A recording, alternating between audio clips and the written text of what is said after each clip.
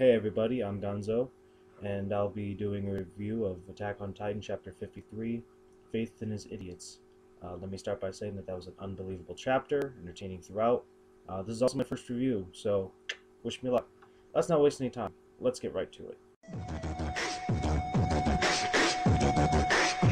I'm fresh. You Gotta be fresh. The first thing we see in this chapter is Eren in Titan form. Well, sort of. He's crashing to the ground with half his body sticking out of the nape of the neck, and the legs of the Titan aren't fully formed.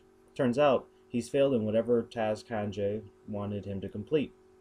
Being overly protective as she is, Mikasa immediately jumps down and wrestles with Hanji on how to pull Eren out of the Titan. After finally cutting him loose, we see that Eren has started to fuse with the Titan body. Jean and Levi get some dialogue, and Hanji suspects that they're being watched. Lo and behold, she's right. At this point, we're not sure exactly who they are, but we can assume that they're with the Central Military Police.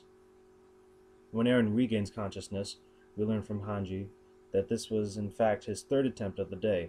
On his first attempt, he created his regular Titan, but could not replicate the hardening technique required to repair Wall Maria. Shifting their focus, Eren completed a number of delicate tasks and displayed certain levels of intelligence, most importantly, following orders. Since the structure of his jaw prohibits verbal speech, Hanji instructs Eren to write. This is where things get interesting. Eren writes, "I don't know how to do hardening."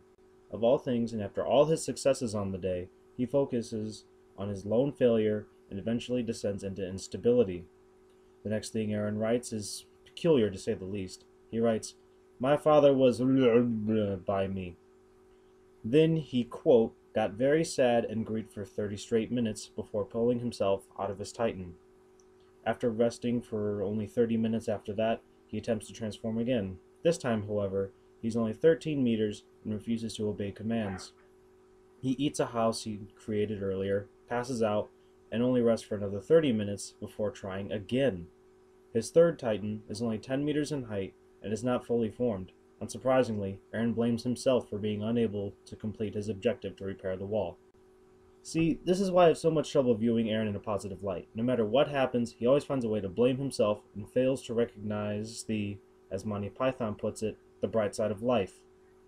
Sure, he can't make like a metapod and harden, but he succeeded in several other tasks. Sure, he couldn't avenge the deaths of Petra and the former members of Squad Levi, but he did eventually stop the female Titan, at the expense of even more lives. Anyway, Levi makes the situation worse by saying, "Eren, I am disappointed." There's another popular character that I don't really like. He comes across as condescending and never acknowledges the skills or accomplishments of others. What a dick.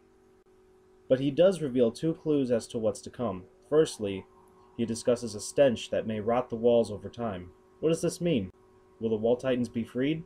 Will it be easier for other Titans to break through? Secondly, he reveals some vital information about his past and his reasoning for joining the Survey Corps. He doesn't say much, because Hanji cuts him off, but he finally shows some vulnerability. Do I hear some future character development? I think so. What I like most about this section is Eren's thinking about revenge for Hans. Prior to his little scene, I never understood why Hans had to die, but I think I get it now. With Eren's mother's death avenged, Eren has a new reason to fight. While his ultimate goal is to kill all the Titans, the key to successful goal completion is to have smaller goals along the way. Revenge for Hans is integral to keeping him focused on his dreams. It is no longer time for Hans. After his thoughts of vengeance, an image suddenly appears to Eren. At first glance, I thought it was a gothic version of Historia, or Krista, or whatever you want to call her at this point. She's got the same eyes and that "I don't know where I am" look on her face. Turns out it's Eren's mother, but even he is confused as to why he's thinking about this particular flashback.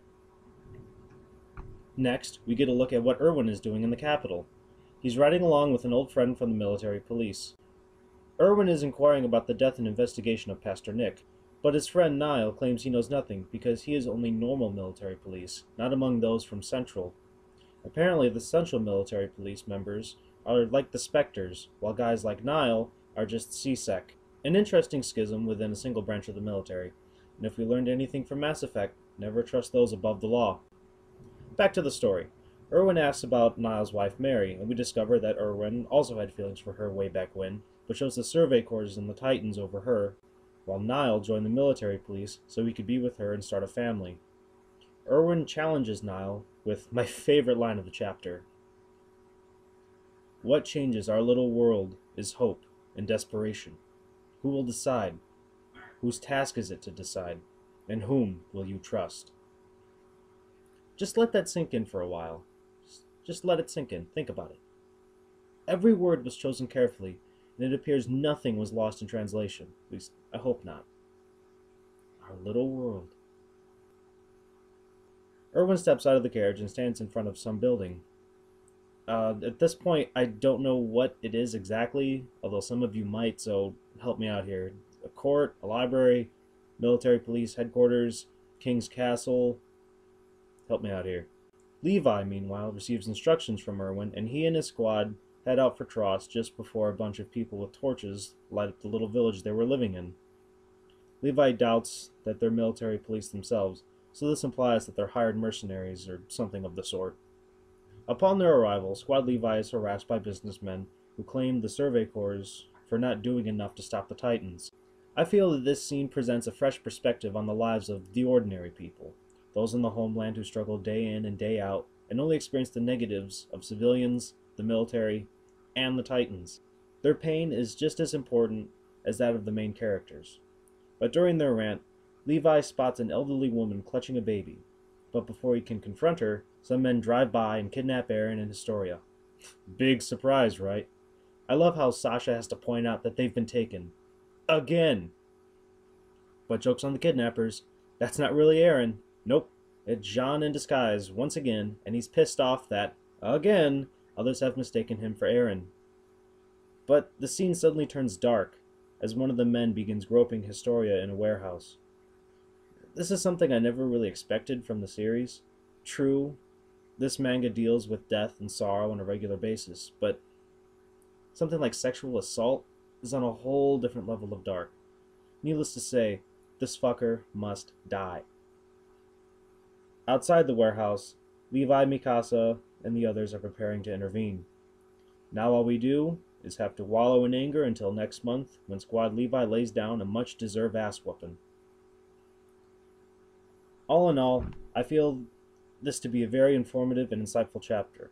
We see some character development from some unsuspected characters, and learn several important facts ranging from what Aaron's Titan can and can't do, and the limitations of the military police, or lack thereof. I didn't find a single part of this chapter boring, and I hope you guys didn't either. I'm really looking forward to next month, where I expect more of the same. But until then, who do you trust?